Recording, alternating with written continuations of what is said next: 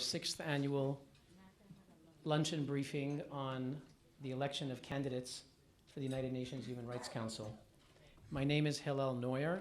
I'm the Executive Director of UN Watch, and I'm going to speak for a few minutes to present our report today and to say a few words about our observations on the workings of the Council in Geneva. Our organization, UN Watch, is based in Geneva, Switzerland, and we have the privilege, if you want to call it that, to live. My colleague Leon Saltiel, our Deputy Director, is flown in with me from Geneva.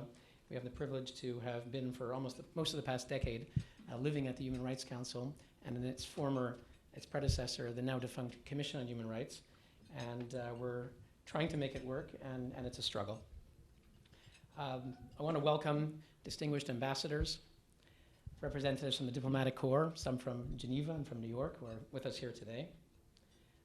And I also want to welcome friends and supporters of UN Watch who are here with us and of Human Rights Foundation. We're so honored and pleased that you're able to join us in this important event.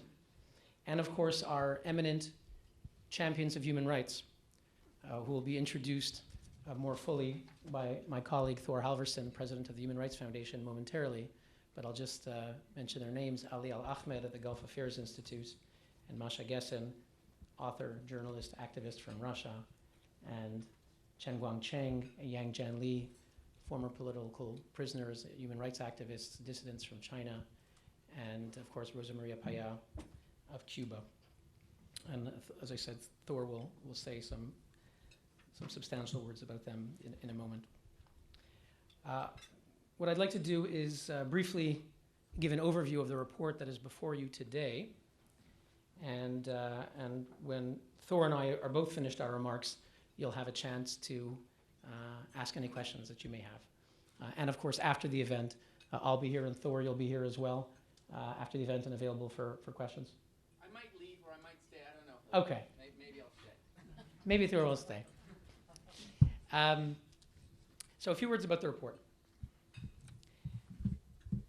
Next week, on November 12th, will be the annual election for approximately 1/3 of the Human Rights Council seats.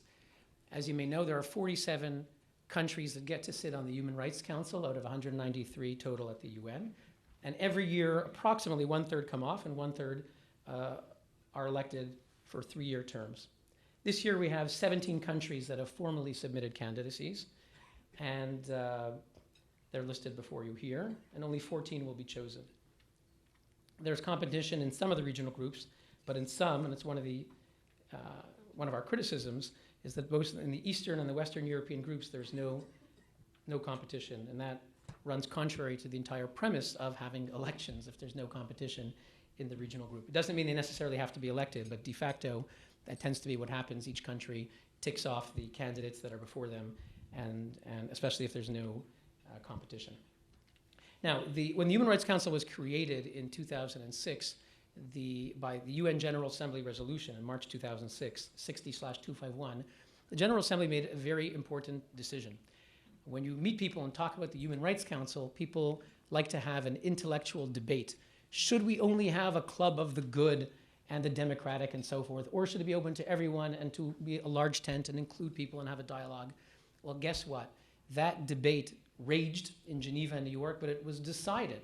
The UN General Assembly decided in that resolution in March 2006 that members shall be those who have a record of promoting and protecting human rights, and the decision was made. So what we did is we examined the candidates based on the UN's own criteria, whether these countries promote and protect human rights. And to do so, we looked at 2 key factors. Number one, what is the human rights record at home in each of these countries? How do these governments treat their own citizens? Free speech, freedom of the press, freedom of religion, and so forth.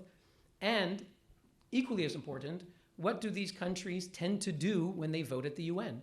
Every one of these countries votes at the UN General Assembly, and we have a record, and we know how they vote, and we know how they vote on human rights resolutions. And so a country may have an excellent record on protecting human rights at home, but for various ideological, realpolitik, political reasons, they may belong to regional groups at the UN that have a policy of voting contrary to resolutions that actually promote human rights. Now let's walk through the candidates and our ratings. So the first group are not qualified. This, if you will, is our list of shame. Not every country is the same, but each of these had abysmal records when it comes to human rights protection at home and to voting for or against resolutions that promote human rights at the United Nations.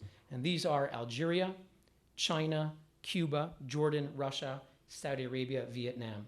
Now, 4 countries in particular stood out, and those are the countries about whom our dissidents will be speaking today. And the details on their human rights record, we've summed them up in our report, both on how they treat their own citizens and on how they vote at the United Nations. And you'll see, for example, a country like China, when there were positive resolutions here in the General Assembly, as there are every year, usually. There's resolutions on North Korea and Myanmar. China voted against them. There were resolutions to speak out for victims in Syria and Iran. China voted against these resolutions. There were counterproductive resolutions. The Human Rights Council adopts a number of resolutions that are either sponsored or supported by Cuba, Syria, Iran, which, if you read the titles, they seem very positive, but if you actually understand their purpose, you understand that they're designed to undermine the human rights system. I'll give you one example. Human rights and cultural diversity. Who could be against human rights and cultural diversity? Not me. But if you actually read the text and understand the context, it turns out that this resolution does not promote cultural diversity for individuals. For example, the Shia minority in Saudi Arabia, or the Baha'is in Iran, or the Uyghurs in China. That's not what these resolutions support. They support cultural diversity for the regimes. It's a shield for the regimes to say, you can't criticize us with the Universal Declaration of Human Rights. We do things differently. You do things your way. Well, in Zimbabwe and China and Iran and Saudi Arabia, we do things our way. So cultural diversity is not for the victims, it's for the regimes. And not surprisingly, Iran recently created a center for human rights and cultural diversity, which is nothing but a propaganda vehicle to attack Western democracies and to promote the political interests of Iran. So that's an example of counterproductive resolutions. And of course, Cuba is often at the lead in promoting these resolutions, and China, of course, voted for them. There were also resolutions for victims in Belarus, and China voted against that, as well as Sri Lanka. So China's record is abysmal. And the other countries that we'll be addressing today have basically the same kind of records in the not qualified category. Each one a little bit different, but essentially the same. The next category of countries is questionable. Those we have here listed: Maldives, Morocco, Namibia, South Africa, South Sudan, and Uruguay. And to summarize, we have countries that have poor human rights records. These would be Maldives, Morocco, South Sudan, some poor, some very poor. However, these are not in the same category as the first group. They are not as systematically active in undermining human rights. They don't necessarily take leadership roles. And on their UN voting records, each one has various positive elements. They have mixed voting records. And so while we've documented, and that's in the addendum, the review of questionable candidacies, we've documented the serious human rights abuses by each of these countries. At the same time, we took note and recognized that, for example, Morocco supported positive resolutions on North Korea and Syria, and the same for some of those other countries. And so we didn't necessarily put them in that final category, but to be qualified, they need to address the very serious human rights abuses that we document.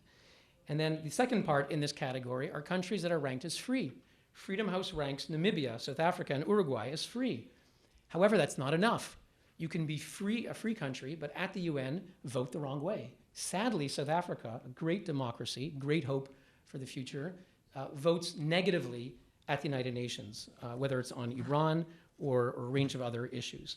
And this is vital if we want to elect it to the Human Rights Council.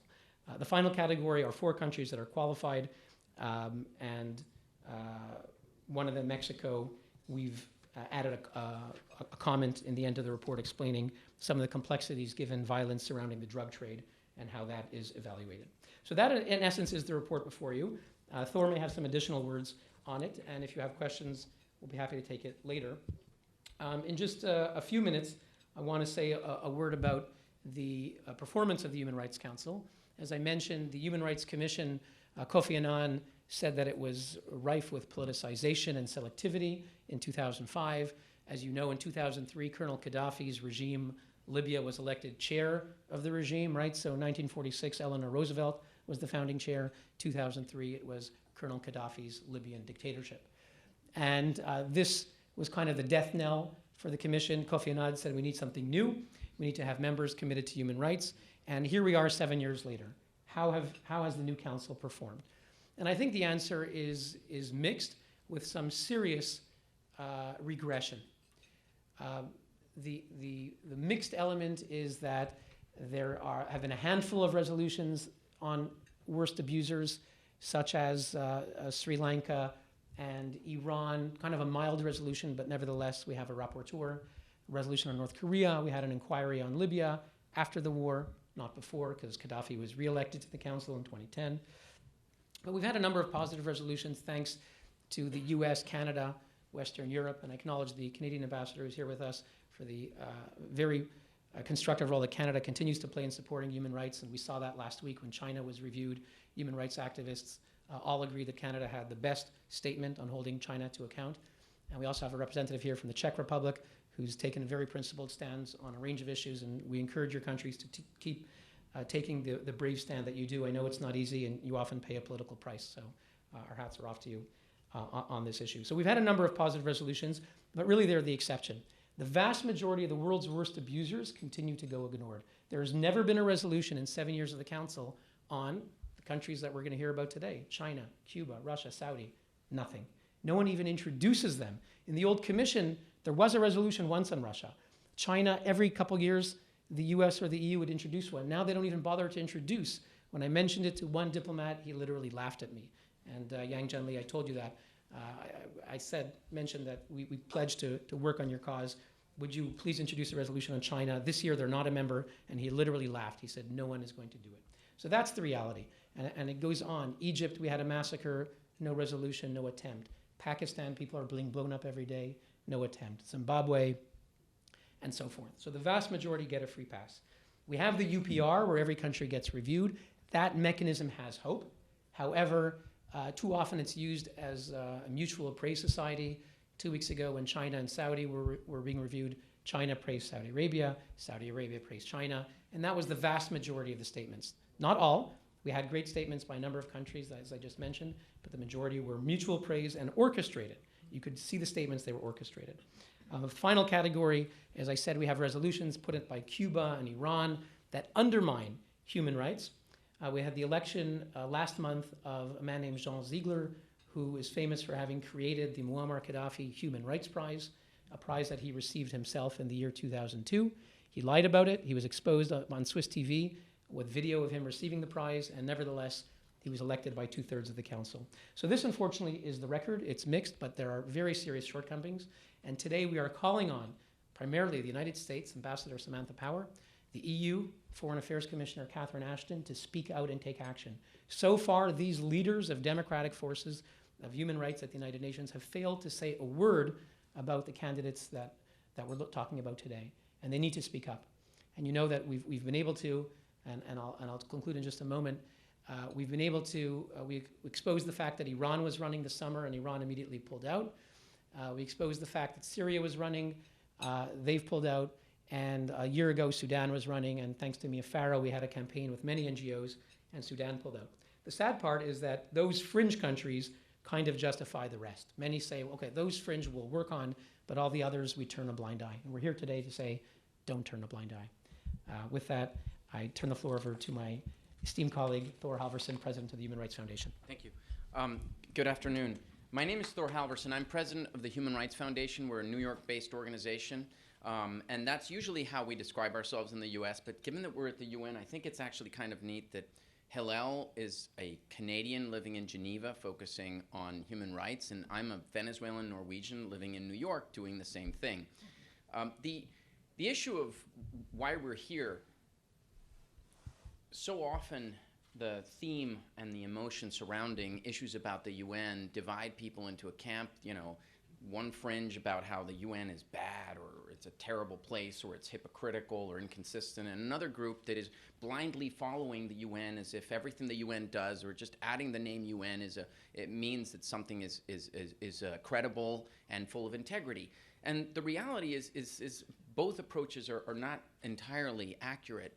The truth remains that the United Nations was founded on a brilliant and wonderful ideal, and that was never again to genocide, and that was never again to so many crimes against humanity that have occurred, and since the UN has been founded, have continued to occur. The criticisms about the UN often become politicized, or they become about, well, we don't like that country, or we don't like that government. What you have here in the gathering of the people we've brought together are people who are consistent about these issues. It doesn't matter to us if the countries that we're criticizing are allies of Russia, allies of the United States, or allies of Cuba. If they're not allies of human rights, they shouldn't be on the UN Human Rights Council. It's as simple as that.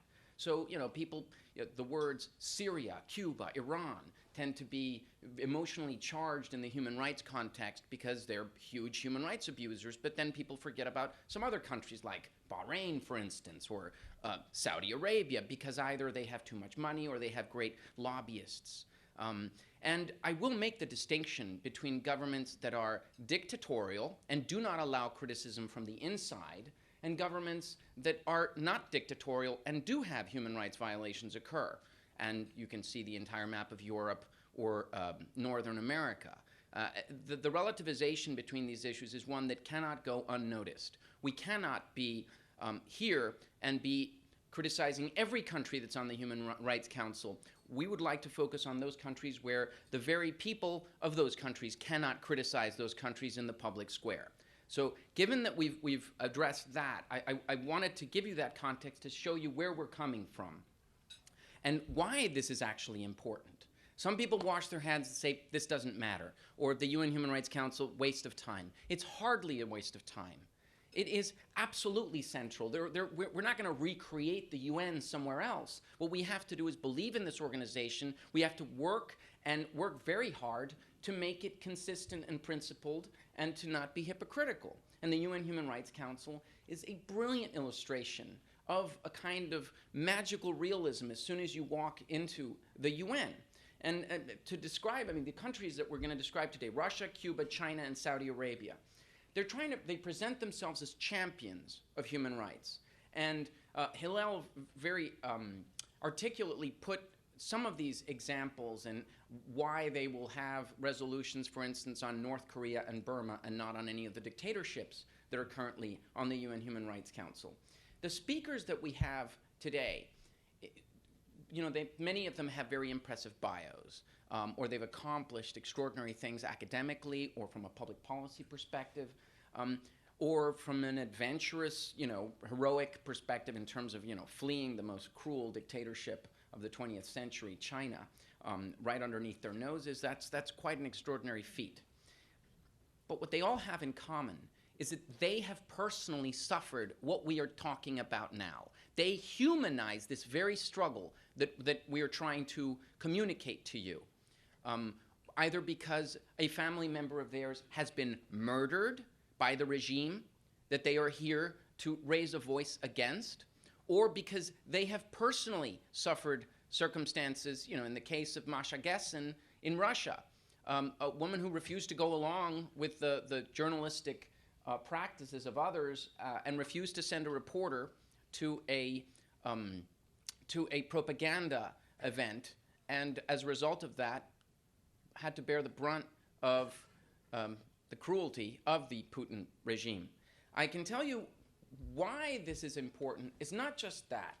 Last year, Kazakhstan was elected to the UN Human Rights Council, and we opposed their election very strongly. Kazakhstan is one of these countries that has spread so much money around the world. They hired Tony Blair as a consultant, and he's pocketed more than $30 million by now from the dictatorship of Kazakhstan.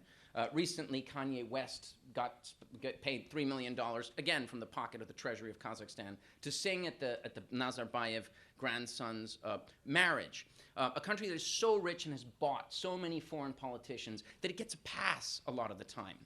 The moment they got elected, I'm going to read to you within hours of Kazakhstan's election to the UN Human Rights Council and why this matters. Here is the Hill newspaper in Washington, D.C., their foreign minister writing about Kazakhstan's appointment to the UNHCR.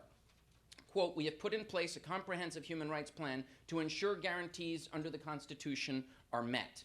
Forward a little further. "We are ready to work with both domestic and international NGOs to deliver this aim, just as we are determined to work to promote human rights internationally." This statement, you cannot fit more lies in that sentence, because you just can't fit more lies into that sentence. If you look at here's an expert opinion from Richard Weitz, PhD, senior fellow at the Hudson Institute. I'm wondering if the Hudson Institute has received copious amounts of funding from the Kazakh government or from some entity involving the Kazakh government. Quote, "Congratulations to Kazakhstan. It is a great opportunity to help raise global human rights standards in partnership with the United States and other countries." I'm embarrassed for the people at the Jamestown Foundation and at the Hudson Institute, because if this is their scholarship, it is very shallow scholarship. I do note, by the way, that Hudson Institute is typically identified as a right-of-center think tank. Again, I could care less if it's right of center, left of center. If it's not down the line on human rights, it's an embarrassment, and it should be pointed out. Here you have chairperson of the Kazakhstan Civil Alliance, which really should be renamed the Kazakhstan Financed Entirely by the Government Civil Alliance. We're not only encouraged, but this is a result of those progressive steps taken by us in terms of the wide scope of actions toward human rights and freedoms in Kazakhstan. The chairman of the Kazakhstan President's Human Rights Commission. This is on and on and on. So they get elected, and they see the election as a badge of honor, as proof that, hey, we wouldn't be getting elected if we weren't doing a good job on human rights. So from that perspective, it gives them cover. And every time a journalist will ask a question or someone will put the president on a hot spot, they will say, but we're on the UN Human Rights Council and we're working within the mechanisms of the United Nations to blah, blah, blah, blah, blah. And you get that usual, like that white noise radio you might as well tune out. So that's an example, and that's what every single one of these countries is going to do. But from a practical perspective, what does it actually mean? What it means is that they are now inside, and they are sabotaging everything that can be done to point out or to investigate the human rights violations in their countries, and to sabotage any attempt by anyone who is involved in investigating one of their allies. Cuba is the Rosetta Stone for how a small country can have massive, massive influence inside the United Nations. Look at it from a numbers perspective. They have one of the largest international delegations in the world. The tiny island of Cuba in New York has one of the largest delegations. And it uses this to basically trade votes and organize countries on every level. Cuba's out, suddenly Venezuela is in. And like this, they basically play it pass the baton. I will help you, you will help me. And what ends up happening is the very speakers we're about to hear from, their voices are drowned out and their voices are censored. I can tell you this because last year I was a guest at the UN Human Rights Council to speak about Venezuela's bid for a position at the UN Human Rights Council. And I came to them not as someone who is running a human rights group, but I came to them because I have a personal situation being from Venezuela that I wanted to describe to them.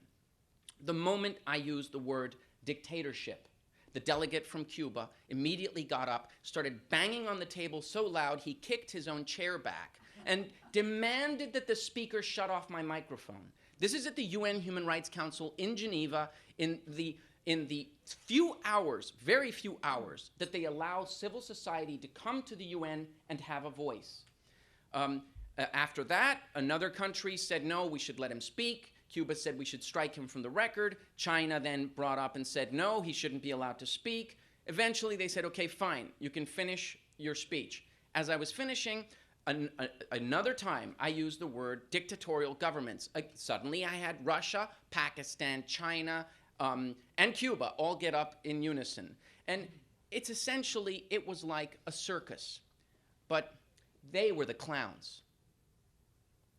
And our speakers today, they're here on good faith. They're here because they wish to leave the record. Chances are that these places will get elected and that it will be business as usual at the UN Human Rights Council. But they will leave behind this testimony that we hope that you will take with you and do something valuable with it. I'm not going to go into detail about each one of these countries, but I am going to say that the event is now going to shift into, I'm going to tell you who they are. When they come up, they will speak. Once one of them is done, the next one will begin. And what I think we should do for the question and answers is, rather than having one now between Hillel and me with you all, we should have all of us, so we can have a more discussion-aimed event. So with that, the first speaker, and you should all have a program. The first speaker is Yangzhan Li. His bio is, of course, not the first one. It's the penultimate one. Yangzhan Li and Cheng Guancheng will follow each other. They will both be focused on China. Ali Al-Ahmed will speak about his experiences, starting as a child in Saudi Arabia and then going forward with regard to what he witnessed and what he has done since then. Masha Gessen will be talking about Putin. And Rosa Maria Payá will be talking about the murder of her father at the hands and under the orders of the Castro government. I'd like to invite Yangzhan Li to come to the podium and begin. Once you're done, then immediately Cheng Guancheng will follow. Yeah, Thank you. Distinguished guests, dear friends, good afternoon. At about 9 p.m., September 24th, I was on the phone with Miss Zhang Jing in China, the wife of the street vendor Xia Junfeng. 4 years ago, Xia Junfeng, acting in self-defense, stabbed 2 para-police who are beating him and taking his things. She and their son had just had last meeting with Mr. Xia Junfeng, who was that morning notified that he was to be executed the same day. She cried to me for help. At the same time, the online community was expressing outrage over the imminent execution. But no one could figure out how to save the life, which would be taking way in roughly an hour. I was in such hurry to search for clues through the business cards of the parliamentary and executive leaders of the world democracies. Although I knew it would almost impossible for any of them to do anything about it. While it is debatable whether democracies should intervene with such controversial criminal cases as that of Xia Junfeng, it is totally unacceptable for them to withdraw from their responsibility to press China on its human rights record when an opportunity arises for them to do so with international lawful right and capacity without risking being accused of interfering with the internal affairs. Such opportunity will come up next Tuesday when the United Nations General Assembly vote to choose new members of its Human Rights Council. Before I continue, I want to emphasize the fact that I'm a citizen of China. As such, I'm speaking not as a foreigner to interfere with China's internal affairs. Rather, I'm voicing the concerns of a Chinese citizen concerns that should be heard by the international community. If you will, I'm a citizen of China trying to interfere with the foreign affairs. But I'm not alone.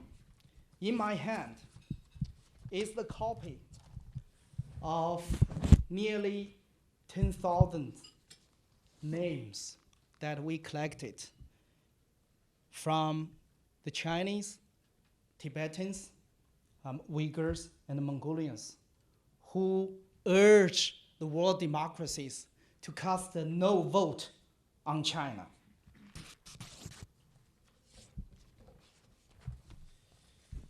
Today, China dungeons hold tens of thousands Chinese, Tibetans, Uyghurs, and Mongolians, and Muslims, Christians, and Falun Gong practitioners, including Wang Bingzhang, whose daughter is here with us, Tiana, who briefly seek to defend the rights of those persecuted for faith, for their faith, ethnicity, or seeking the rule of law.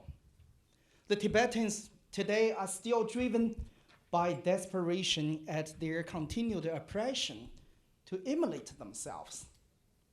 Yet, China failed in the recent UPR to show any sincere commitment to addressing these repressive policies.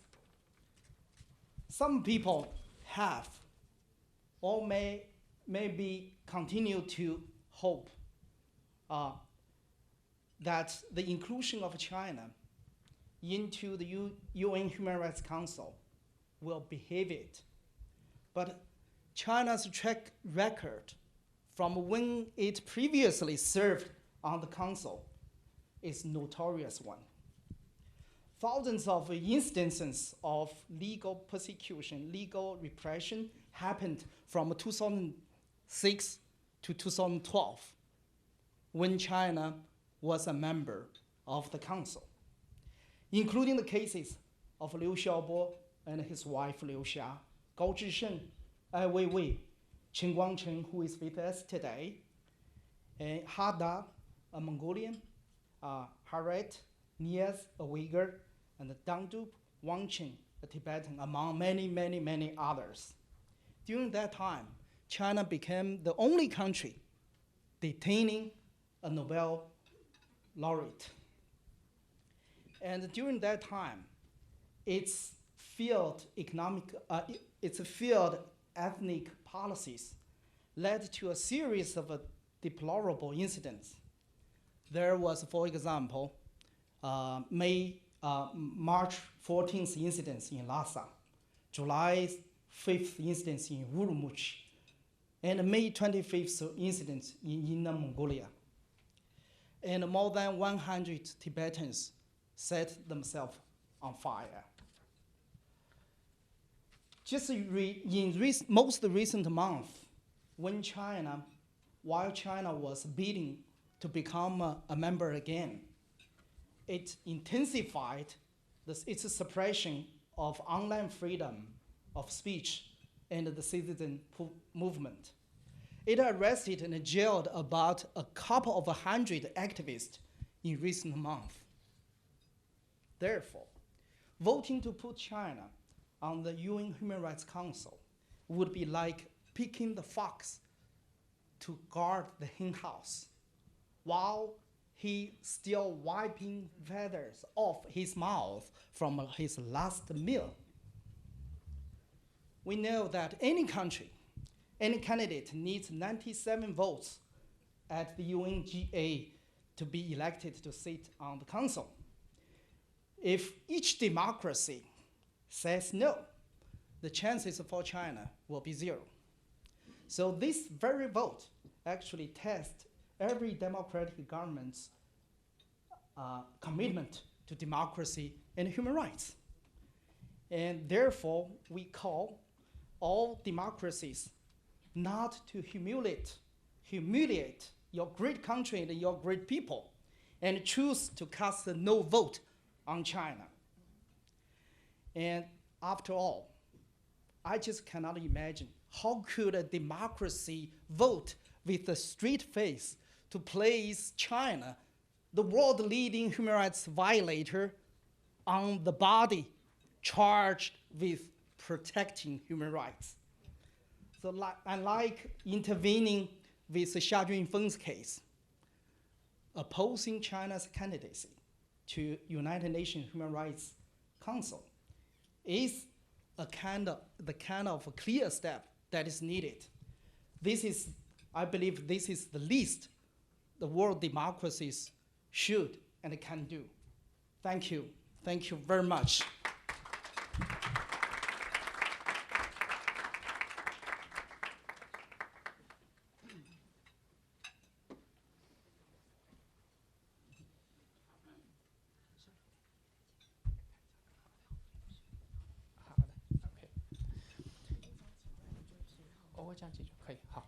大家好，非常高兴今天有机会在这儿跟大家探讨关于这个中共政权的是不是具备加入联合国人权理事会资格的这样一个话题。So very good to be here today to discuss with all of you whether China's authoritative powers are qualified to join in the UN committee. 反对这种独裁政权进入联合国人权理事会，其实理由是非常简单，大家也都是非常容易理解的。So actually, the reasons to oppose such a dictatorial power from entering the committee, and the reason to oppose this is very simple. It's something that all of you will be able to understand. 如果允许一个腐朽落后的专制政权进入联合国理事会，那么大家就会看到这样一种现象，那就是专制国家来审议民主进步国家的人权状况，大家不觉得这很尴尬吗？ So if you allow such a authoritative dictatorial power to enter the committee, then isn't it very clear? All of you will see how will this it is like how will this help? All of you will be able to see it. 他们进入这个联合国理事会的目的，很显然不是去很好的推行人权，很好的按照这种公正的原则去对人权做出评判，目的就是要阻止其他的民主国家对他侵犯人权的这些行为去有一个机会去为自己。So the reasons they want to enter into this committee is very obviously not to promote human rights. Instead, they are using this opportunity to prevent other democratic countries from questioning their human rights records. 一个连联合国基本宪章、国际人权公约都不遵守的这样一个政权，他加入联合国理事会来审议其他民主国家的人权，我觉得这是不可想象的。Okay. So for a country that does not even honor the UN Constitution, for them to enter into this committee in order to judge the human rights situations in other countries, I think that this does not hold. 北京在1998年就已经签署了《公民权利和政治权利国际公约》，可是至今已经15年了，却迟迟不去通过。能不能通过，我想大家都非常的清楚。那么，只要中共想通过，是非常非常容易的，把橡皮图章拿过来按上就可以了。他就是不这样做。那可是刚才我说到这个是不可想象的，可是不可想象的事情呢，也许就会发生。这个也就是要让大家仔细的考虑，我们包括一些民主国家，包括支持着独裁政权进入联合国理事会的这些国家，我们负责任了吗？对我们的一言一行。So Beijing has already signed the Human Rights Constitution in 1998, but it has not been executed for over 15 years. So all of this, the situation, all of us are very clear. If the Chinese government wants to approve this, it is very simple. They just need to stamp on it and give their approval, but they haven't done it. So to elect such a country into the committee, for people like us, all the democratic countries, for all those who uphold democracy in their countries, then they should analyze this and think very clearly. 一个对自己的国民、对自己的衣食父母都频频施暴的这样一个政权，他会对国际社会负责任吗？他会跟你其他国家真心的去交流，真心的去推心置腹的做真正的事情吗？我想这是不可能的。Okay, for a country who, towards its own citizens, to its own parents, who would execute such violent ways towards its own people, how can such a country sincerely serve other global nations? This is not possible. 所以，我们这些民主国家应该携手建立起一个这样的人权联盟，在这个人权价值标准上有一个非常清晰的界限，要大家是不可逾越的。So for countries, democratic countries, they should all hold hands and join together in this group to set very clear standards that such standards cannot be violated. 就在今天早上我接到来自国内的一个电话，就在我的家乡临沂，有一位一个妇女被中共当权者每天20多个人现在就是说围困在家里，而这样的事情在临沂已经不是一家了。So this morning I received a call from my hometown. There was a woman, and every day over more than 20 CCP authorities are keeping her at home. And this is not one of a case. This is one of many cases. 纵观全球，像中共独裁者这样每年花费超过国防开支7000多亿元的这个费用来对付自己国民的国家，恐怕是绝无仅有的。Okay, so for such a dictatorial corrupt government who spend more than 700,000 every, I think, 多少7000多亿。 7,000 million every year to 700 billion. Sorry, 700 billion every year for internal security to treat its own people. This is unthinkable. 他侵犯人权的这些事例呢，可以说是举不胜举，每天都在批量的发生。前几天28号的时候，对江西的刘平、魏忠平、李思华，对这种以邪恶来审判正义的这种状态呢，他们竟然动用全国的维稳系统，把所有的这些维权人士全部都看在家里，或者是中途绑架，或者是被旅游等等各种形式控制起来，然后在江西开庭。在江西的那个新宇李什么姓？李思华、魏忠平、刘平。So for such a country that violates human rights every day, a few days ago on the 28th, people such as 江西李思华、李江平、魏忠平、李思华、魏荣平、李思华、刘平。刘平 Yeah. when they were sent on trial, the entire nations, they gather up, they round up all the human rights activists. They kidnap them all kinds of ways and means to keep them under control as the trial was going on. 对，在这种情况下，他们任意的践踏法律，完全用黑社会的手段来控制这个国家，来控制这个国家的国民。So with such hooligan ways, with such hooligan and trial situations, they use such means and ways to control the citizens of the entire nation. 10月16号的时候唐吉田律师因为法轮功辩护而被这个610办公室挟持着公安对他进行拘留。他叫什么名字？唐吉田律师。So on October 6th, Tang Jitian, the lawyer who defended the Falun Gong practitioners by the 610 committee, he was 他被那个610办公室对。办公室就拘留了。610办公室挟持着公安去拘留他。610办公室本身呢是政法委的一个系统。So the 610 committee gave authority to authorities for them to detain him. 这个大家我想对于这种独裁者控制人民的手段，可能尤其对中共应该清晰的认识这个610办公室是个什么东西？610办公室是党委之下这个政法委里边的一个特务机关，用来专门为了对付当年的法轮功设立的。So all of you should know very clearly these ways, this dictatorial power, the ways this power uses to control its citizens. So what is the 610 company? The 610 company is a special department under the party that is specially set up to control the Falun Gong practitioners. 在国家政府系统当中没有这样一个编制，但是国家政府是被这个党挟持绑架着，所以说他组建了这样很多类似于黑社会、类似于黑帮的机构来挟持着政府去做这种违法的事情。Okay, so in the government system, such a department does not exist, such a company does not exist. So what is this?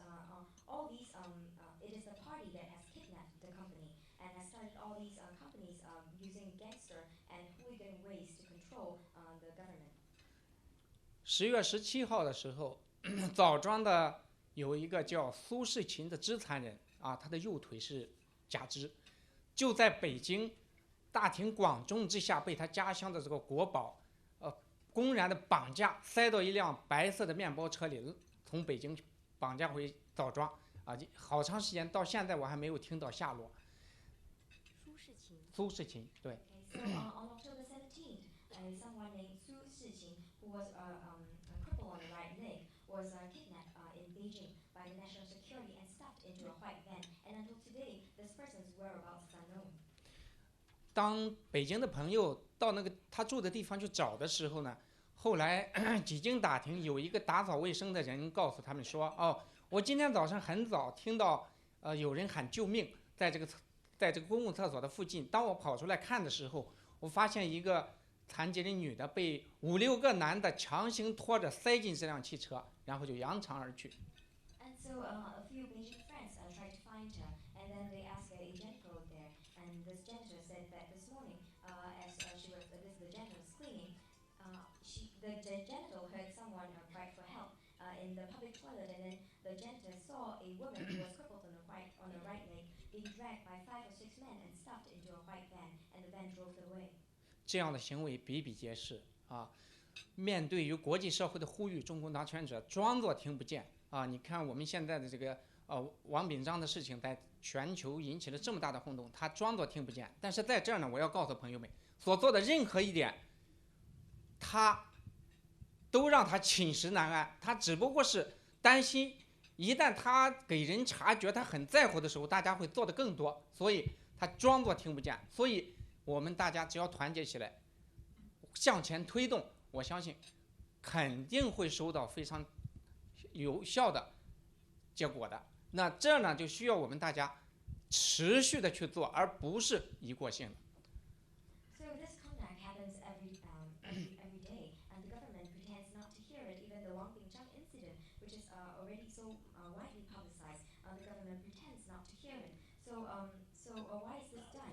They are afraid that if they show that they are concerned, then more such incidences will happen.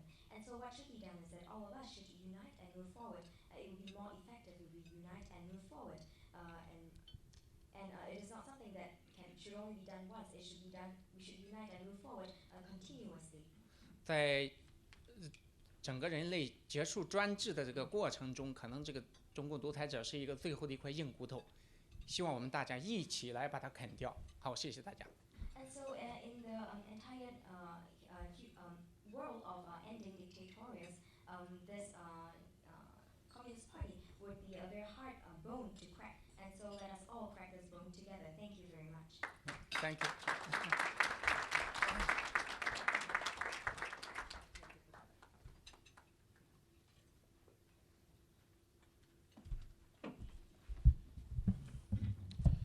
Good afternoon, ladies and gentlemen. I wanted to thank Hilal, UN Watch, and the Human Rights Foundation for inviting me today to speak. My name is Ali Al Ahmed.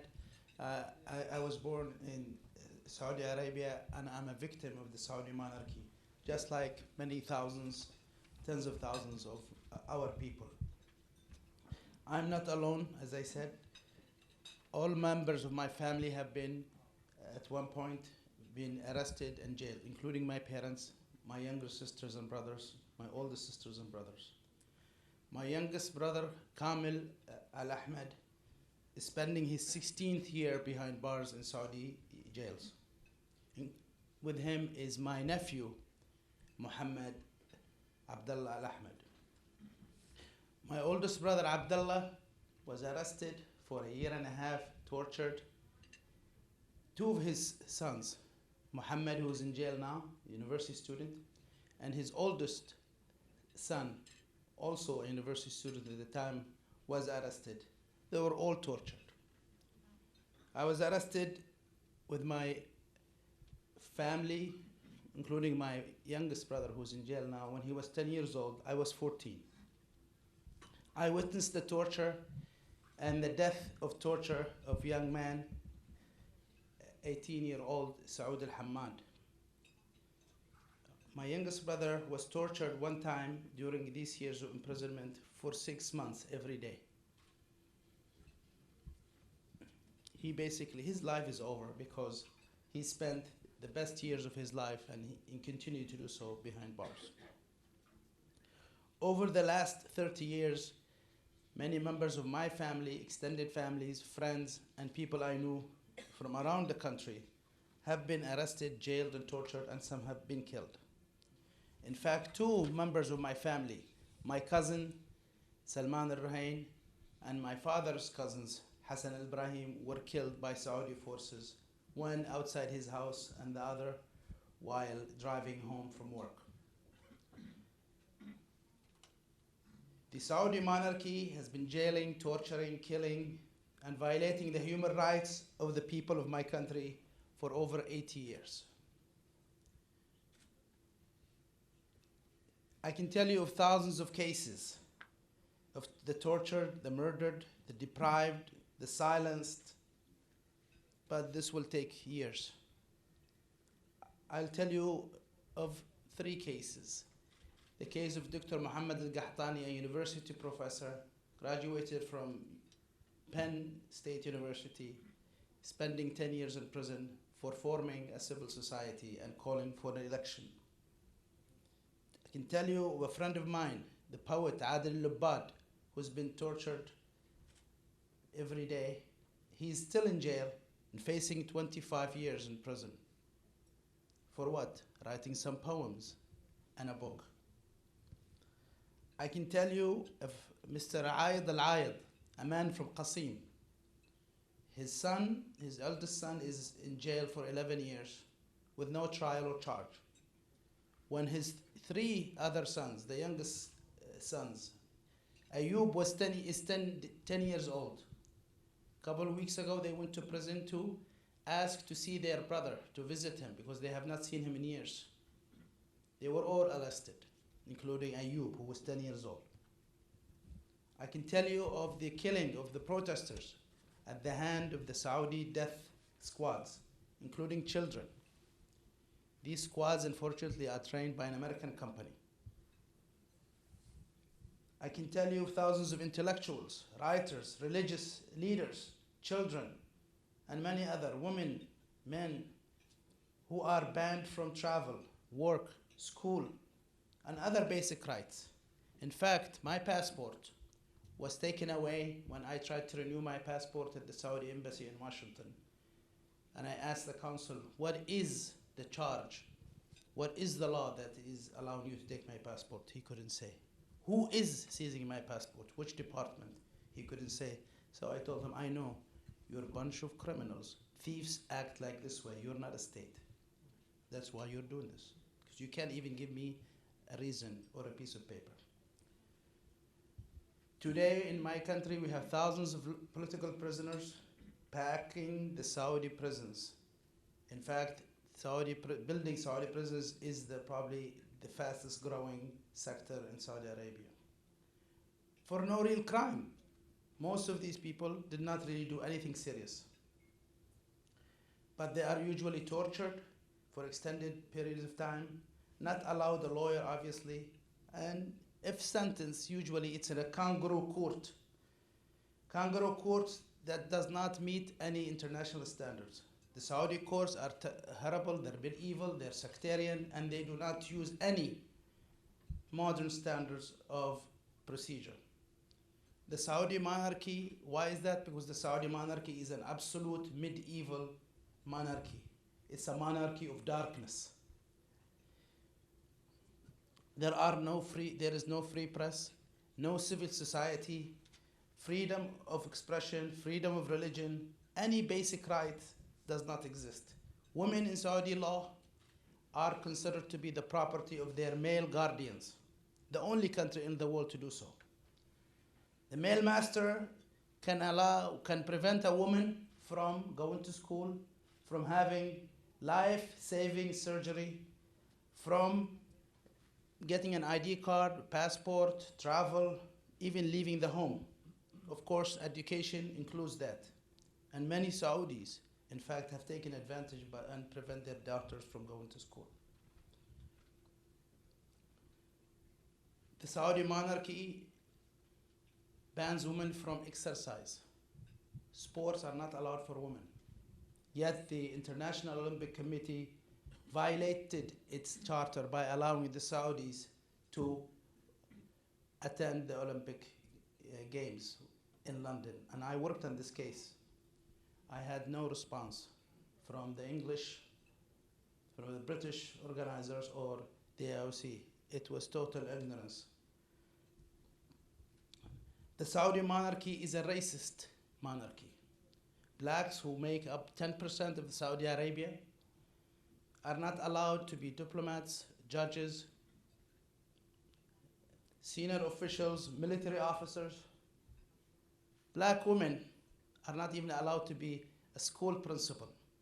In fact, Saudi TV does not allow black women to be on camera because it's too shameful.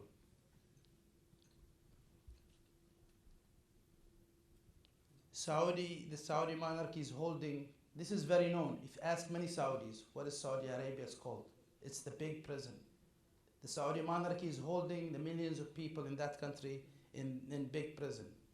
Sometimes, if they don't want to put you in jail, they take away your right to travel because they make you, instead of the small prison, you go to the big prison, which is Saudi Arabia. Can you imagine keeping you in your country as a punishment? This is what the Saudis are doing. That's why they took away my passport, and I don't have any passport today. Many of the world governments are helping the Saudi monarchy by voting them for the Human Rights Council. Supporting the Saudi monarchy's membership to the World Human Rights Council is supporting racism, xenophobia, chauvinism, anti-Semitism, dictatorship, and oppression. This is the pure fact. So any country that supports a membership is participating in the oppression of our people. Sometimes I think they are doing this and saying nothing about the Saudi monarchy's policy because they do not value us as people. They value us as worthless creatures who do not deserve the basic dignities of a human right. And if you, those who vote for the Saudi monarchy, do not believe that, then show it. At least do not vote for them. At least do not support them. I think we must gain our rights by ourselves. But we ask of you, the civilized nations, the democratic nations, not to support an absolute monarchy that among its practices and teachings, teaching its millions of students that they should kill all the Jews and hate all the Christians and kill all those who do not agree with them religiously. Thank you again, and I hope we win this time.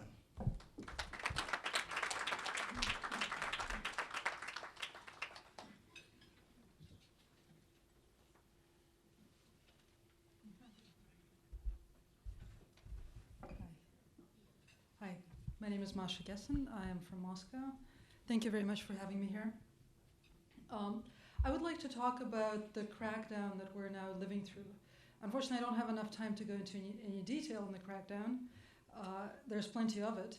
But I will just talk about the major stages of the crackdown, where it began and where we're at now. And this crackdown is a new period in Russian politics. The first 5 years of Vladimir Putin's rule, from 2000 till 2004, were characterized by a systematic destruction of public space. He took apart the electoral system. He took over the media. He restricted any kind of political conversation. The crackdown that we've been living through for nearly the last 2 years is significantly different. Now it is directed specifically at the people who resist this restriction of public space and who resist this destruction of the electoral system. It began on March 4th, 2012. This was the day that Vladimir Putin was elected to his third illegal unconstitutional term as president. And on the same day, the members of the protest group Pussy Riot were arrested. They would later be sentenced to 2 years in prison for 40 seconds of peaceful protest in a Moscow church. There's still 2 of them are still serving their sentences. One of them has not been heard from for the last 2 weeks. We're all extremely worried about where she is and what has happened to her. On May 6th, 2012, there was a large-scale protest in Moscow to protest Putin's inauguration. It was one in a series of many peaceful protests. Many people, including me, went there with their children. I was there with my 2 kids, 2 of my 3 kids, one of whom was 2 months old at the time.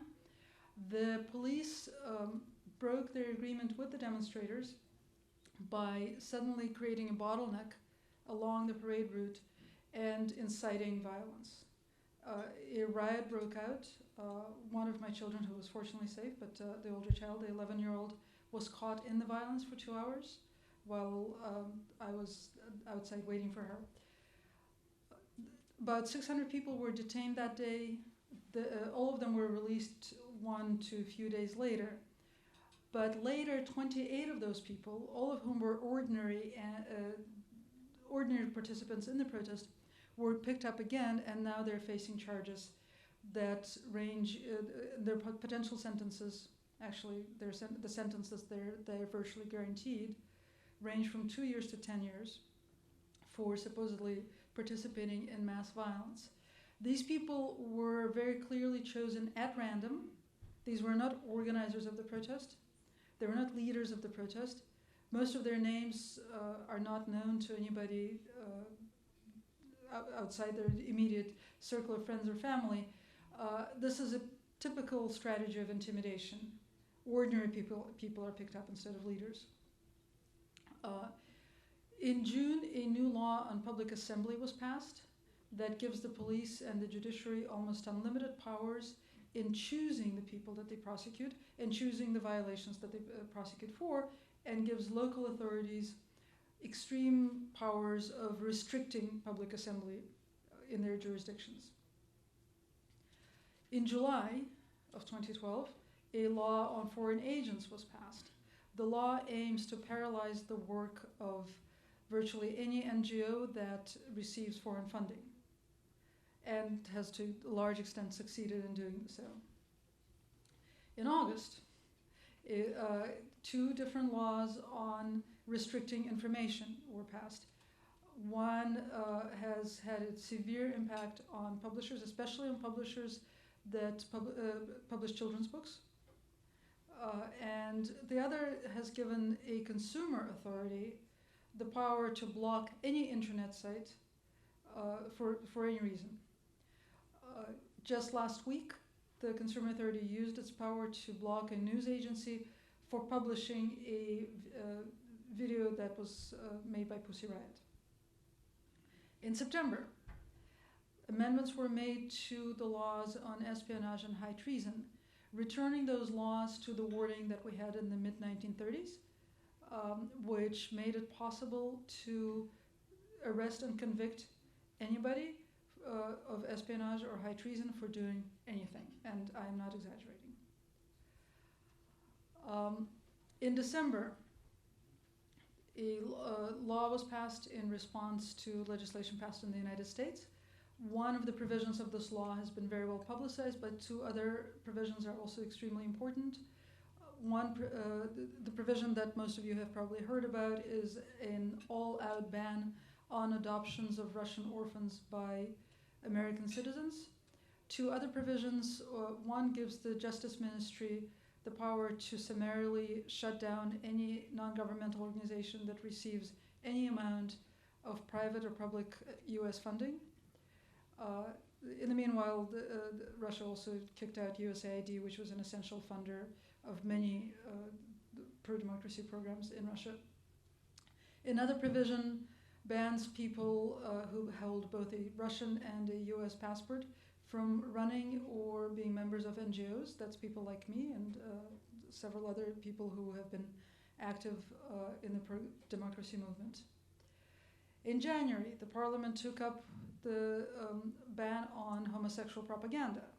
Homosexual propaganda is defined as the distribution of information that can cause, I'm quoting, that can cause harm to the physical or spiritual development of children, including forming in them the erroneous impression of the social equality of traditional and non-traditional marital relations. What that means is this is the first Russian law that actually enshrines second-class citizenship, that actually makes it a crime to claim social equality.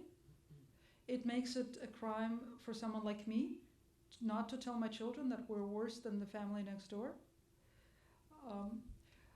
There has been, among the results of this law, which was passed in June, has been an extreme rise in anti-gay violence, both vigilante violence, street violence, organized for the cameras violence, and most recently pogroms, literal pogroms of gay or gay sympathetic organizations.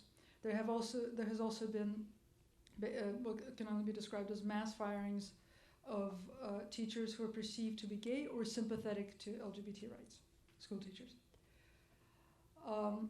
In February and March, about 2,000 raids of non-governmental organizations were conducted throughout the country in connection with the Foreign Agents Law.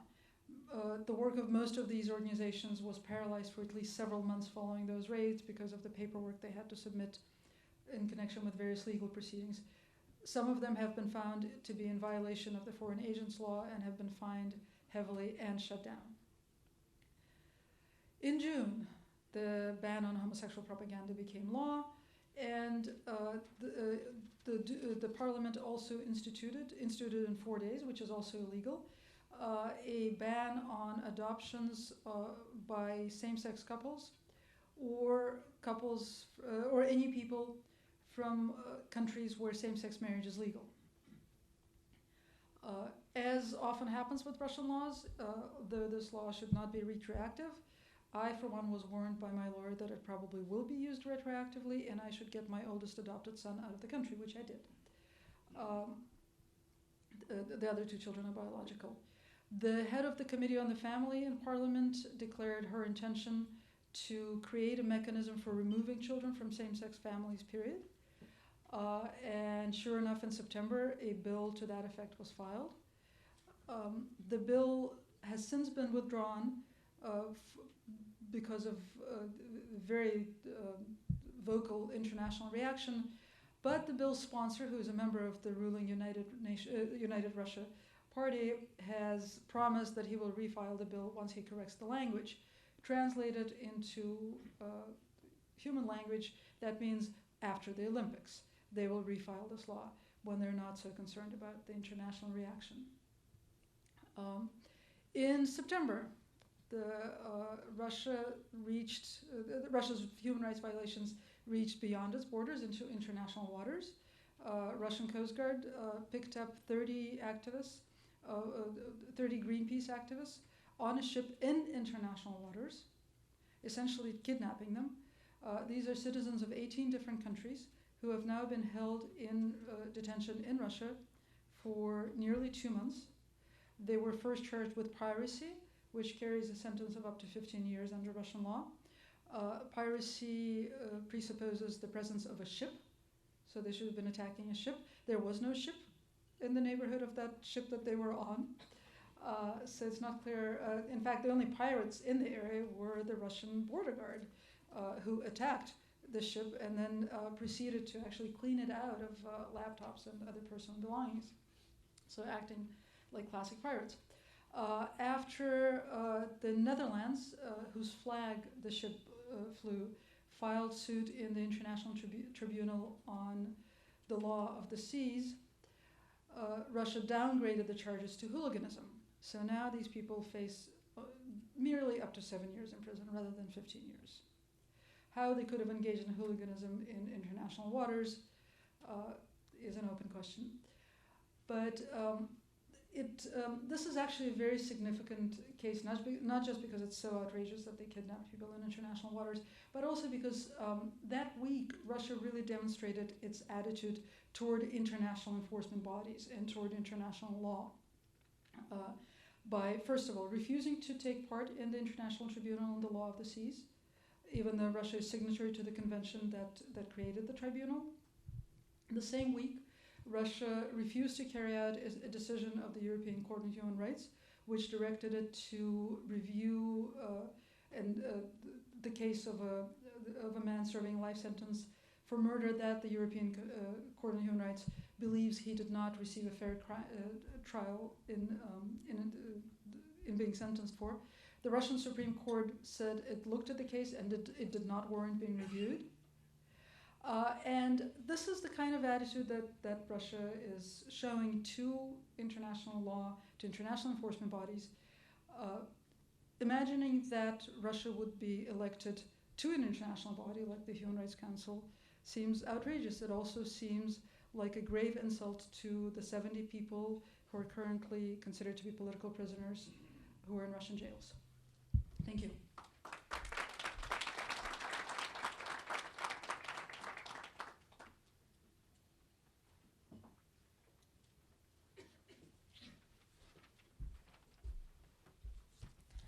Good afternoon, my name is Rosa Maria Payá.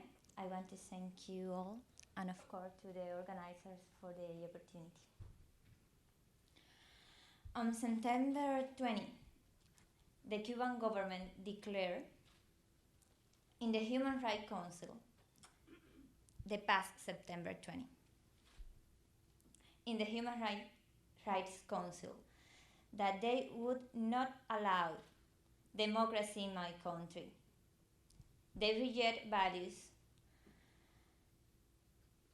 of the democracies, and they pretend to redefine them with twisted principles in order to remain in the power forever.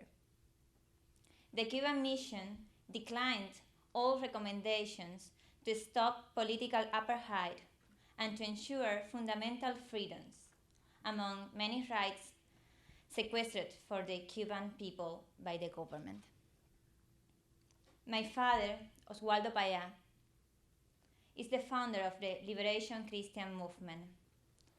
He won the Sakharov Prize from the European Parliament, and he struggled peacefully for the recognition in the law and in the practice of the rights of all Cubans to have rights. He promoted a referendum known as the Varela Project, which has the support of more than 25,000 citizens, more than the requested by our Constitution. 10 years later, the Cuban government still refused to answer this citizen call for a plebiscite, violating its own constitution. My father died last year, and it is known that cars from the Cuban state security were chasing him,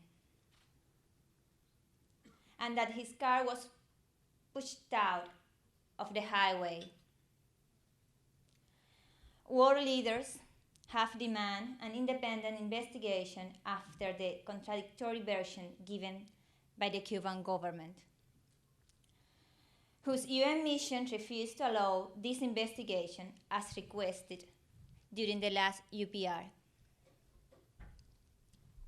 How come the Cuban government belongs to the Human Rights Council when they systematically abuse those who demand real changes?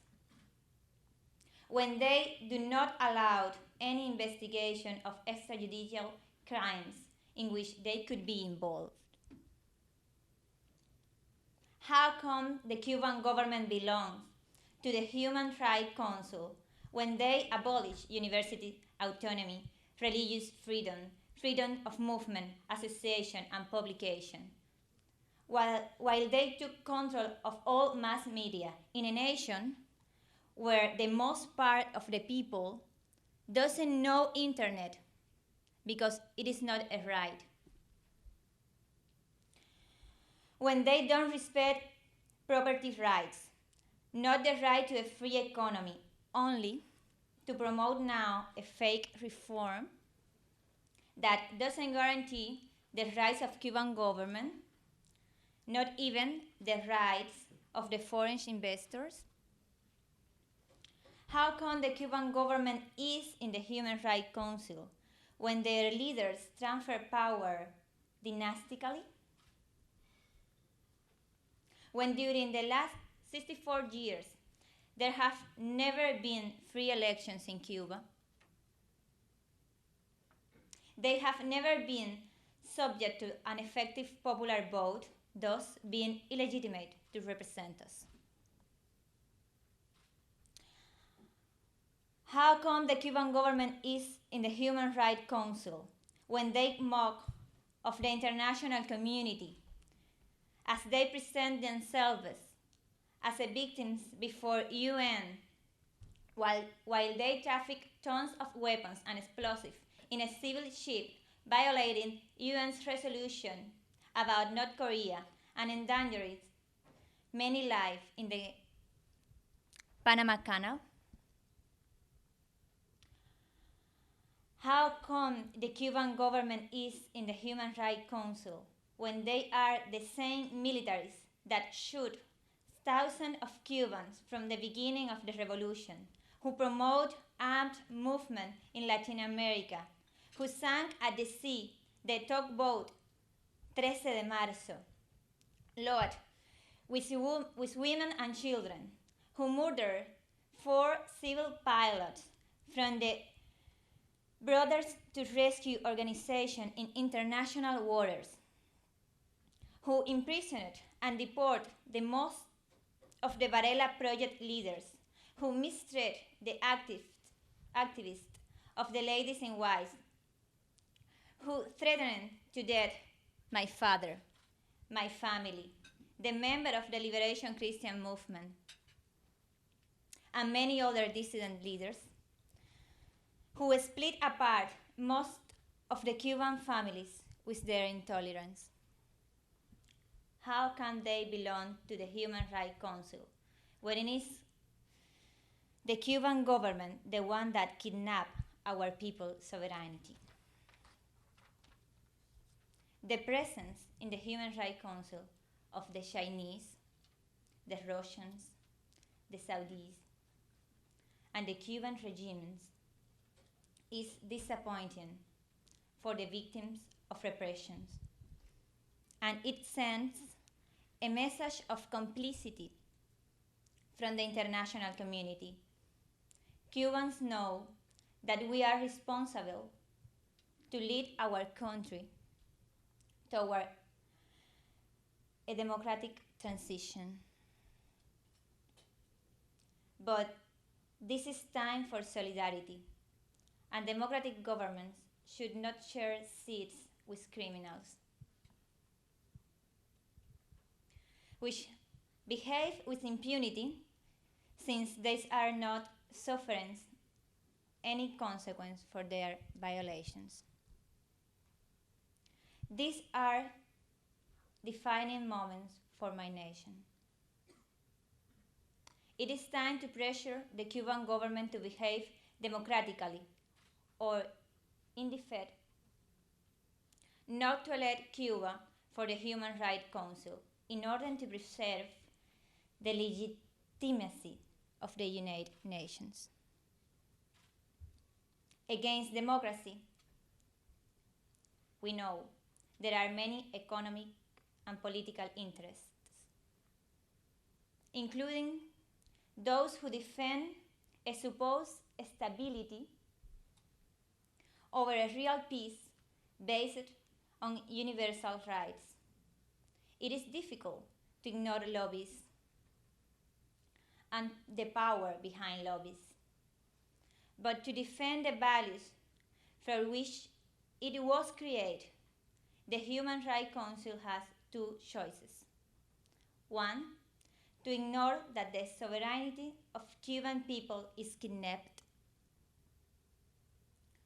or to defend the values that are the basis of the United Nations, claiming respect for the democratic demands of all Cubans, therefore defending citizens' rights in all nations.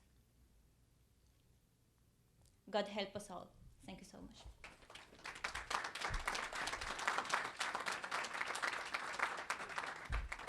Thank you very much. We're now going to enter into the question and answer period. So I think the more efficient way of doing this is, rather than having everyone come up here, especially because the podium is not large enough, they will be able to take the questions from where they're seated. We can do this very informally.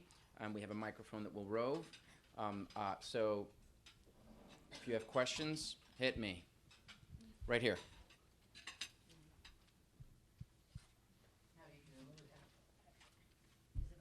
Is it on? We can all hear you. Okay, Evelyn Leopold, journalist here. First question, I was curious of the Saudi representative here, if he could explain what this Security Council mess was about. That they championed for 2 years, they tried to get a seat on the council.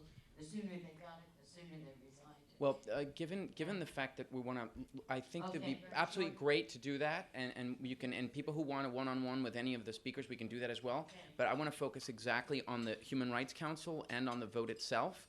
Okay. Just for the journalists who have looked at the report, as you can see, the methodology is listed in the report, and it is very comprehensive.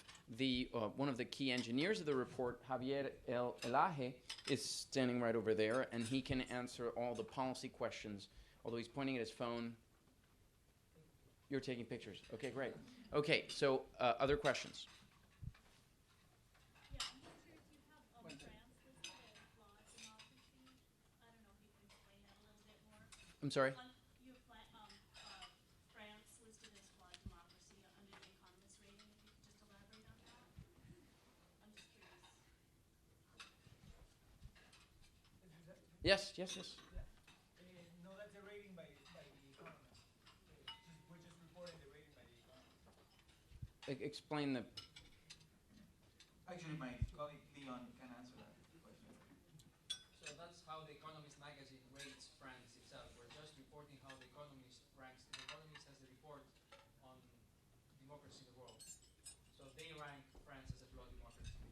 So we just report what they found. It's a, as you can see, we have different reports. There are different reports. So, for instance, you'll have here at the very top, it says the FH rating, as in the Freedom House rating, the Economist rating, the Freedom House press freedom rating, the RSF Reporters Without Borders rating, the UN voting record, and their suitability for membership. So, of course, yeah. It shouldn't be too difficult.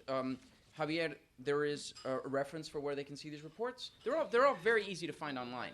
You can do it reasonably quickly. Although these reports are sometimes this thick, so I mean, we can't like attach them. One important thing to note in the case of France is that its overall rating, according to us, is that it's a democracy, it's a liberal democracy. So in spite of it being ranked as a flawed democracy by one of the indexes, overall it's a democracy. So they are a qualified country. I mean, I think a much more interesting question is Uruguay, which is a free country, fully democratic, with full press freedom, has a satisfactory reputation according to Reporters Without Borders, but the UN voting record is mixed, and the suitability for membership as far as we are concerned is questionable. And why is it questionable? Because this is a country that praises the Castro regime on a constant basis, has not one word about the dictatorship engaged in human rights violations, and as such would not actually be a suitable candidate for membership in an organization that is supposed to be focused on human rights concerns. That was just a non sequitur to move us away from France. Okay. Anyone have any questions for Yang Zhan Li or Cheng Guancheng or Rosa Maria?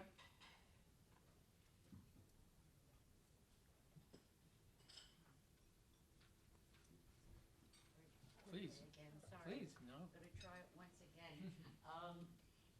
There's a lot of sympathy for Cuba. Can you talk about that at the UN because of the US embargo? They have been punished. Every country in the world voted to lift it, except the United States and Israel.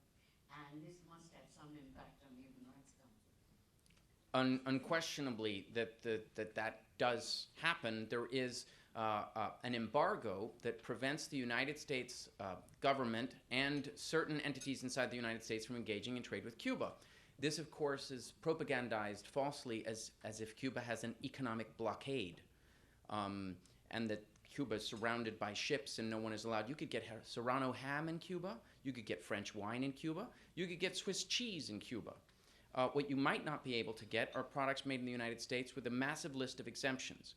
But the embargo has become for the Cuban government the number one excuse for why life is so bad for Cubans inside Cuba. I'm not taking a position on the embargo in favor or against, but I just want to contextualize that and let Rosa Maria respond. Yes, I just want to add that besides that, the fact that the embargo is not as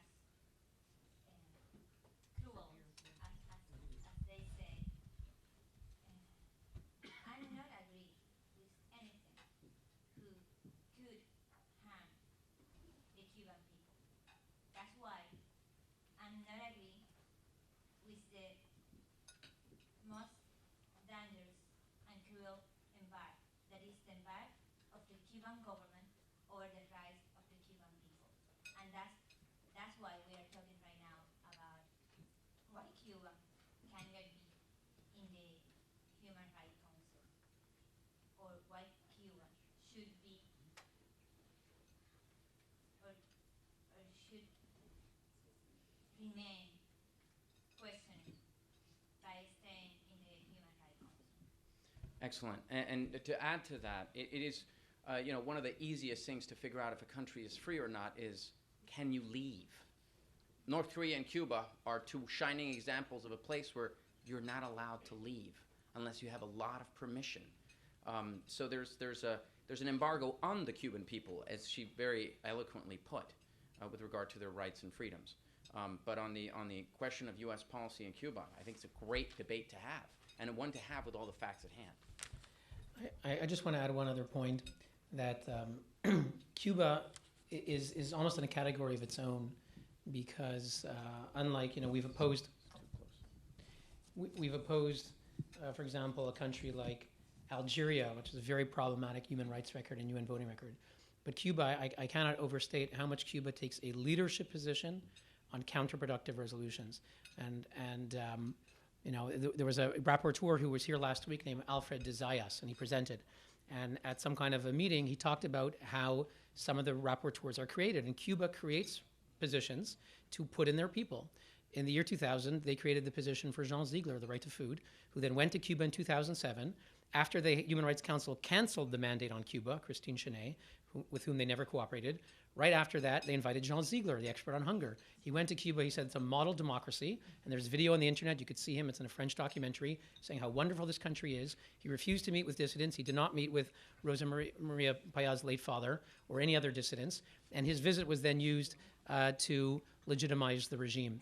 Alfred de Zayas, a rapporteur, said last week how they created another position called democratic and equitable international order. The world is unfair, you got to make it fair.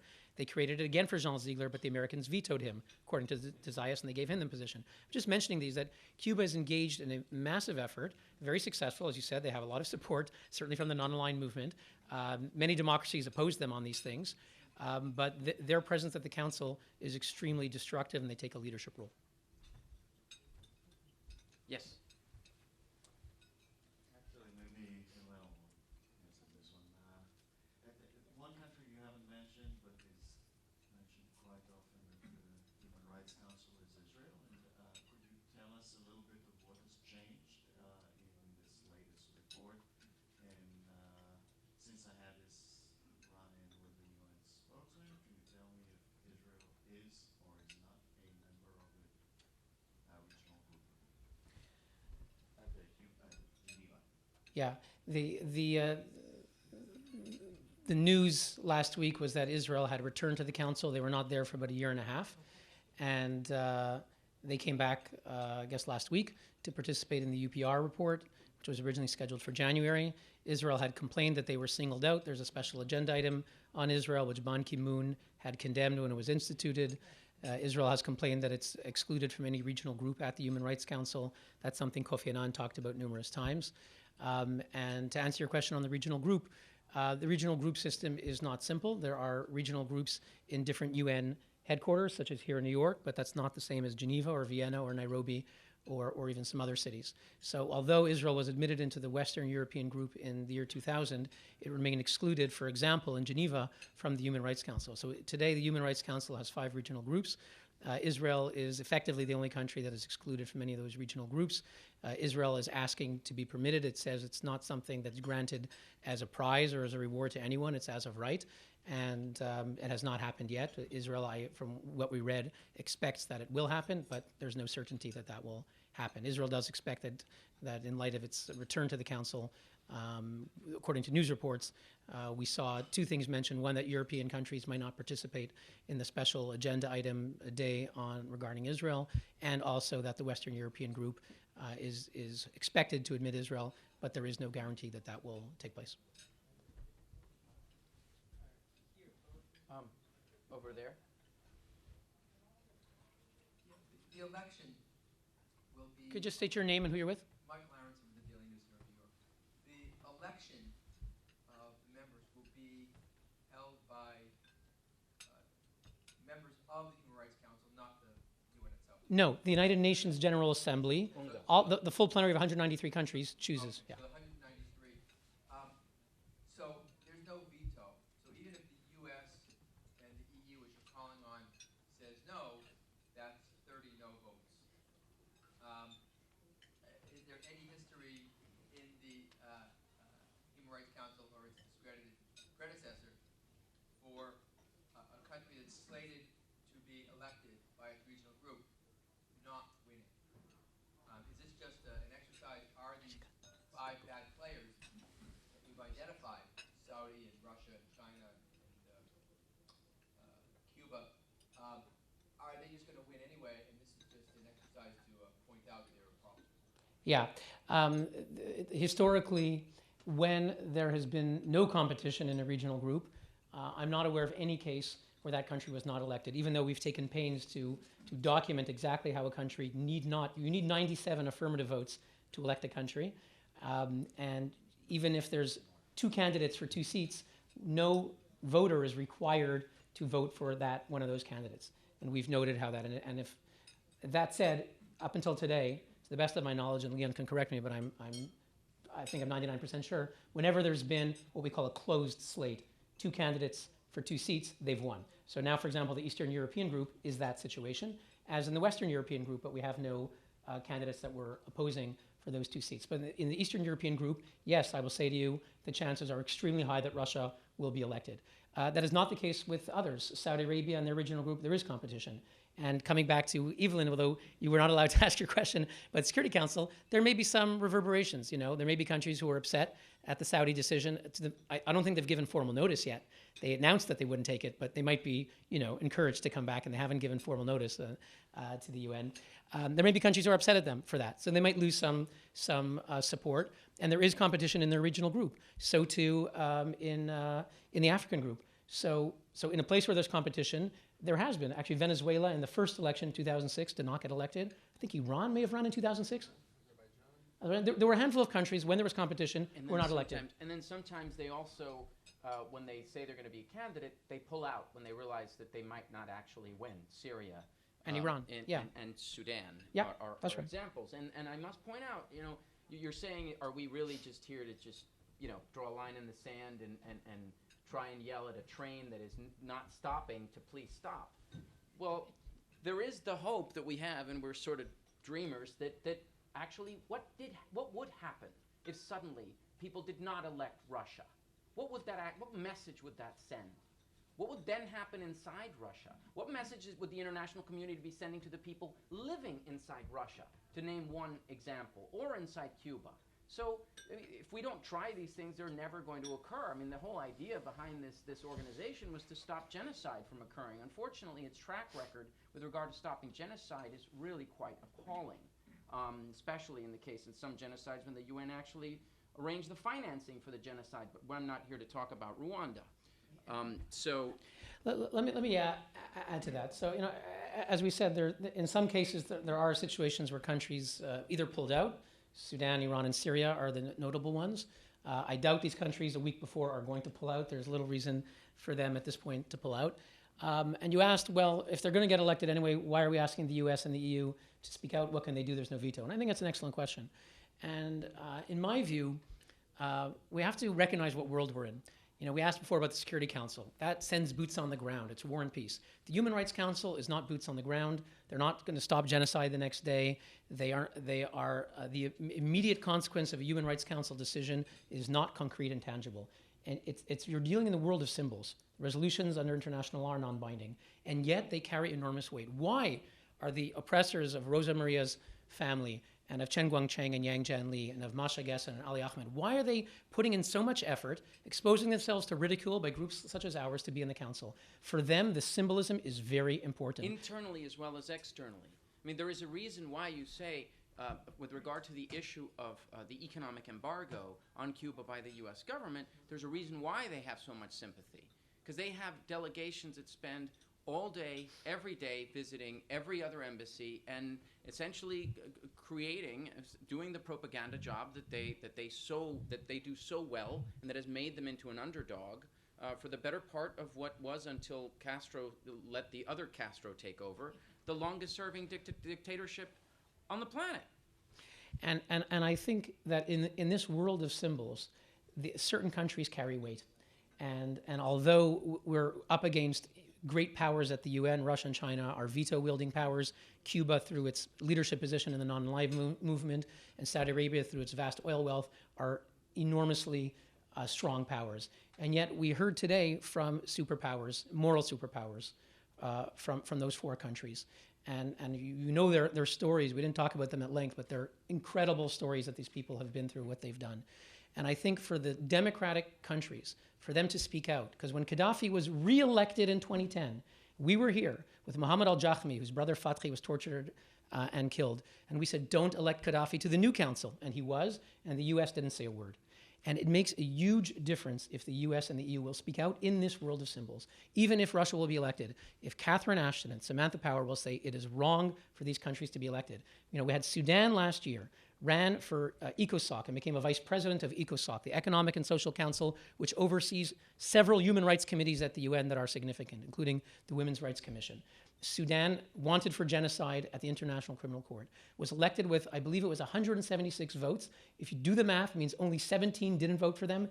There's 28 countries in the EU. At least 11 EU countries did vote for Sudan.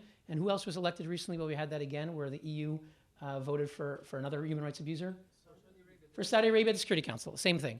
So at least, and probably more if you factor in other votes, the fact that maybe 15, half of the EU countries are voting for these people is terrible. Yeah, but the symbol there that Hillel is pointing out is usually the symbol of the dollar sign. You'll find that that's typically what follows, whether it's Sudan oil, or Saudi Arabia oil, or Kazakhstan oil. So this is, what is important is to hold up the mirror and shame these countries. And we are actually in a place where we can do so and not be arrested as soon as we leave the UN and never be seen again.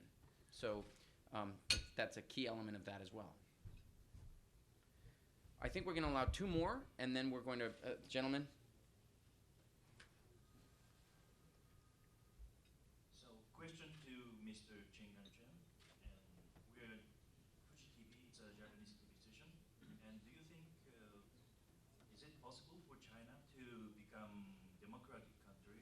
And if possible, do you think when it will it be?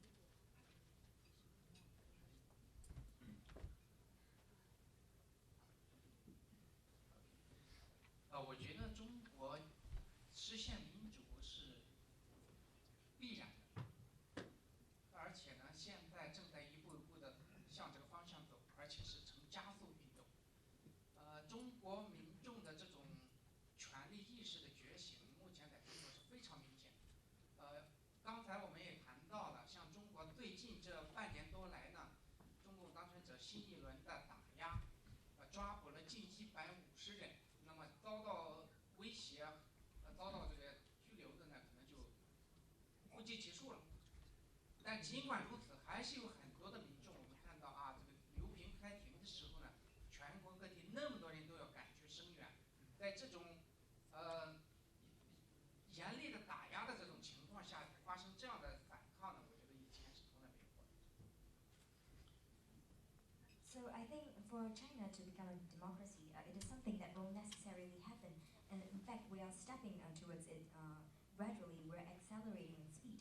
And so it is obvious the Chinese citizens wanting to exercise their democratic rights.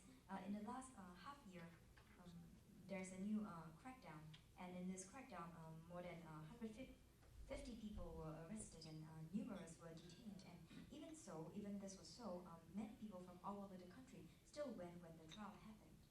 And this, even though this crackdown is severe, this response is something that has never been seen before. 至于你说什么时候呢？我觉得它取决于很多因素啊，比如说，你如果打算1年之内关于中共迫害人权的这个，你准备做80部片子，和你准备做180部片子，那么对于中国民主变化所起的作用肯定是不一样的。所以说，这个取决于大家参与的程度、参与的速度和人数。So you also ask when. This depends on many factors. If you want within a year to change the human rights situation within China, if you want to make only 80 films documenting the human rights situation in China, compared to if you make 180 films documenting the human rights situation in China, then of course the change will be brought about differently. So as to when, this depends on the degree of the desire, the degree of the desire you want to see this change, and the number of people. Thank you very much. Thank you. The last question, Matt. Sure. Thanks a lot. Matthew Lee, Inner City Press. Actually, it's kind of it's a little bit about the nuances of this, but I was looking at the ratings that you gave, and I'm trying to figure out how much weight is given to one. It's like Uruguay seems to get almost, it's called free, full democracy, free. Did you miss my comment on Uruguay? Were you in the bathroom when I didn't. I'm sorry. Okay. You explained it's because of their voting record on Cuba? Is that? Well, Cuba, Belarus, Iran. I mean, Uruguay hasn't met a resolution praising these places it doesn't like. The government of Uruguay has been, as far as being a moral beacon, appalling. So that means that they're not qualified. That means we do not think that they should be on the council. So it's not really a judgment of their human rights record in the country so much as of their voting record? That's precisely right. I mean, again, some of these countries shouldn't be on the council because of what they do to their own people, which means that they will never be able to judge with principle any other country. But some of these countries may be, let's suppose, for instance, that a Scandinavian country was talking wonders about a bunch of kleptocracies in Africa that regularly engage in promotion of female genital mutilation or the execution of homosexuals.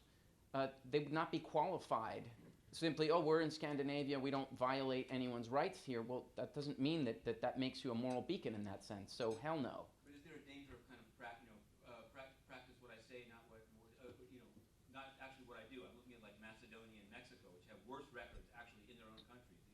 There is a functional difference in the human rights discussion between a violation of human rights that results as a product of state policy and a violation of human rights that occurs as a crime that is done outside of the law. So if say, a governor in a state in Mexico orders the murder of a handful of journalists or a union leader, and he knows he's ordering a murder, and it is a murder, he is engaging in crime. He is doing so outside of the strictures of government, which is very, very different to a country where engaging in that is actual state policy. So there is a huge difference. No, you're going to find very few countries in the world where there are no, actually, you will not find a country where there are no human rights violations, but where corruption and abuse of power does not exist. It exists everywhere, everywhere. The question is, what happens once that corruption appears, or is the state actually engaged in it as state policy or not? And this is where a lot of people fail to see the difference between a dictatorship and a badly functioning crony capitalist democracy with regular elections, but where you still have individual rights overall. What about, just one last thing, what about like South Sudan? Like many people here say they definitely have problems, but it's kind of a hope story. I mean, I noticed in the African slave, nobody's qualified. But when you say they definitely have problems, you know, I hear some people saying, particularly in Norway, this is practically punctuation. They say, oh, but why are you criticizing China so much? They're raising people out of poverty. That's the same argument that they used in an island not too far from Miami, where they say, oh, but they give free education. Oh, so just ignore the tens of thousands of people they've murdered and had, you know, before a firing squad. This is not what we're here to engage in. We're here to provide some actual scientific, and there is a methodology to this.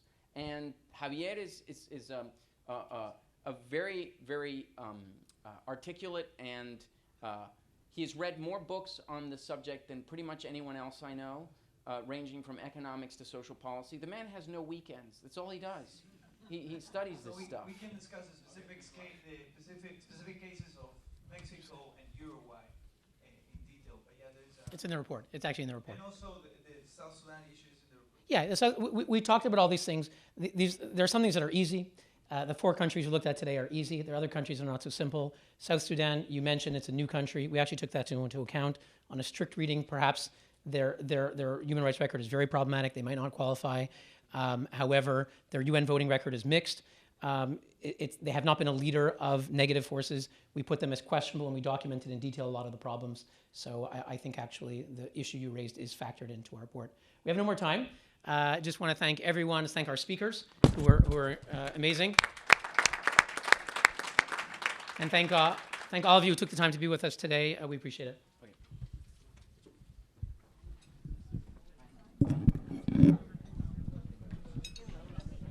Yep. Yeah, just give me 1 second. I'm just going to give me 1 second. Yeah. Let me just say goodbye to people there. The microphone's still on. 2002 February, he said